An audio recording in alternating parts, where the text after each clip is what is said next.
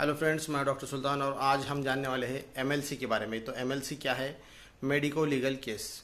अगर कोई पर्सन को कुछ मार लगता है या फिर एक्सीडेंट हो जाता है, बर्न इंजरी हो जाती है, असॉल्ट,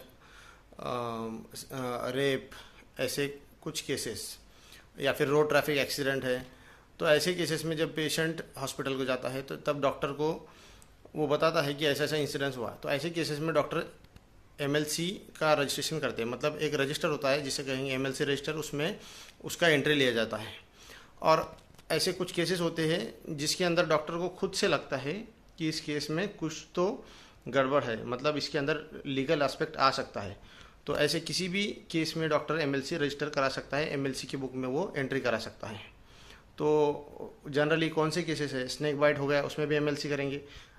उसके बाद पॉइजनिंग है, उसमें भी करेंगे। Assault, rape, road traffic accident, electrocution, lightning, animal bite, ऐसे सारे केसेस में एमएलसी की जाती है। अब आप सोचेंगे कि स्नेक बाइट में क्यों एमएलसी की जाती है?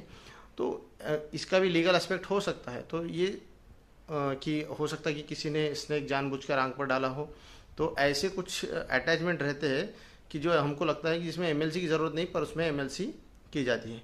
अब एमएलसी करने के बाद, एमएलसी करना मतलब क्या है कि एमएलसी के रजिस्टर में एंट्री करना। उसमें क्या, पेशेंट को पूछा जाता है कि नेम, एज, सेक्स, एड्रेस, और वो इवेंट जो भी इंजरी हुई या फिर एक्सीडेंट हुआ तो कहाँ पर हुआ, किस वक्त हुआ, कौन से डेट में हुआ, और उसके बाद पेशेंट को कहाँ कहाँ पर मार लगा है।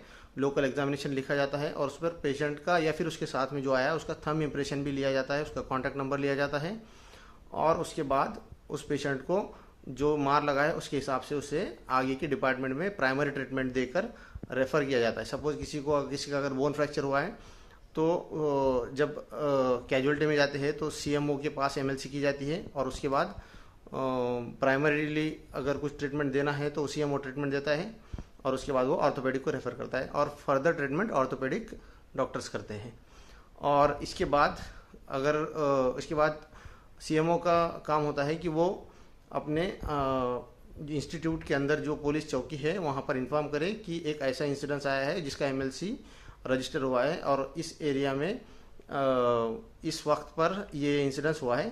तो आगे का काम उस इंस्टीट्यूट के अंदर जो पुलिस चौकी है, वो पुलिस जहाँ पर भी ये इवेंट हुआ है वो जो एरिया पुलिस स्टेशन के हद में आता है वहाँ पर कांटेक्ट करते हैं और वहाँ इन्फॉर्मेशन देते हैं। तो इस तरीके से एमएलसी के बारे में हमने आज शॉर्ट में जाना है।